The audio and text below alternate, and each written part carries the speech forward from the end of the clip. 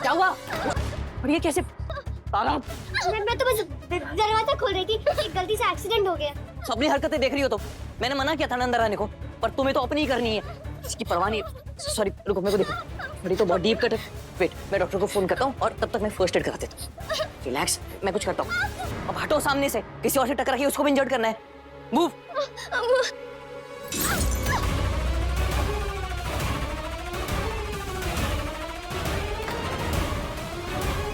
हो गया? मैडम गिर रही थी तो आप लोगों ने बचा लिया। Very good, chapter close. अब क्या ये स्टैचू बन के खड़े हो? मैं क्या आप लोगों की फोटो लेने वाली हूँ? हाथ छोड़िए इनका।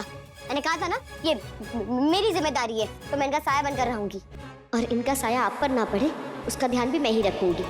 तारा तुम बाबू डांटिए मत तारा को, वो मेरी गलती है। मैं जल्दबाजी में आ रही थी और दरवाजा खुला इसलिए लग गई।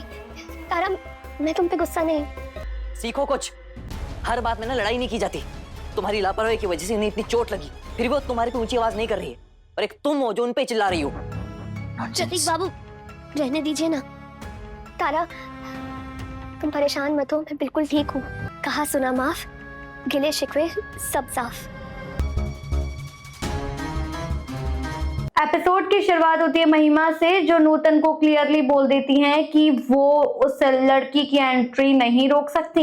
दीपू का कहना होता है कि अगर वो लड़की सच में आ गई तो भाई उसे शेयर्स दे देने चाहिए, लेकिन नूतन का एटीट्यूड अलग ही लेवल पर होता है। वो कहती है कि वो उस लड़की को कुछ भी नहीं देंगी। रूना वही टेंशन में बोलती है कि अभी तक प्रतीक का इशू खत्म नहीं हुआ है और एक नई प्रॉब्लम आ रही है। दीपू वही फ्रस्ट्रेशन में कह देती है कि इतनी लविश लाइफ के बावजूद वो एंजॉय नहीं कर पा रही। कभी कभी वो सबको जहर दे देने का मन बना लेती हैं। तभी शोविक वहां जाते हैं और महिमा, दीपू और रूनू को लेकर के चली जाती है। यहीं शोविक नूतन से पूछते हैं कि क्या वो प्रतीक से शादी के बारे में बात करेंगी। वहीं नूतन कह देती है कि पहले नए ओनर के इशू पर फोकस करते हैं। शोविक को डाउट होता है कि शायद वो लड़की न्यूज़पेपर एडवर्टीजमेंट देखने की कोशिश कर रही हो। यहाँ दूसरी तरफ एक लड़की अपने हाथ पर मकड़ी देखती है। न्यूज़पेपर टेबल पर रखा होता है। कहती है कि अब वक्त आ गया है। वो रेडी हो जाती है। परी महल के बाहर प्रतीक तारा से कह रहे हैं कि बेकार वेट करने का कोई फायदा नहीं है।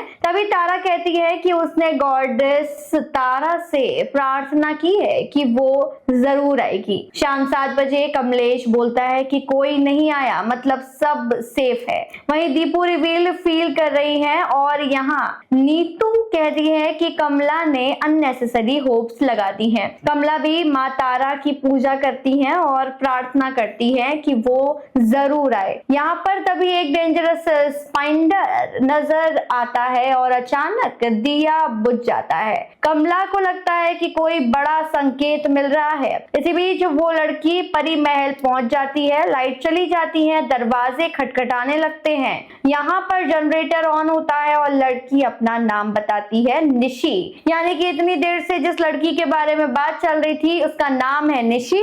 और यहाँ पर निशी कहती है कि उसने न्यूज़पेपर एडवर्टीजमेंट देखकर यहाँ आने का फैसला लिया। वहीं तारा निशी को देखकर काफी शॉक में है, क्योंकि निशी बिल्कुल उस सिंपल गांव की लड़की जैसी लग रही है जिसका जिक्र हो रहा था। कमला उसे अंदर बुलाती है पर नूतन उसे घूरती हुई नजर आती है। कमला निशी को अपने पास बैठने को कहती है और तारा मना कर देती है। यहाँ पर वो फ्लोर पर ना बैठे। वहीं शोविक तारा को रोकते हैं और नूतन कहती है कि अभी तक ये प्रूफ नहीं हुआ है कि निशी ही शशोधर की ग्रैंड डॉटर है। तभी निशी अपने लॉकेट दिखाती है जो उसकी दादी ने उसको दिया था। उस पर परी महल लिखा होता है। सब इस बात से परेशान है और शॉक में है, क्योंकि वो लड़की परी महल का लॉकेट पहनकर आई होती है। दीपू तुरंत निशी को फ्रॉड बोलती है, पर निशी अपने लॉकेट के अंदर शाओली और सुरजू की फोटो दिखाती है। तारा फोटो देखकर कहती है कि उसने सुरजू की तस्वीर स्टोर रूम में भी देखी थी। सबका डाउट धीरे धीरे कम होने लग गया है।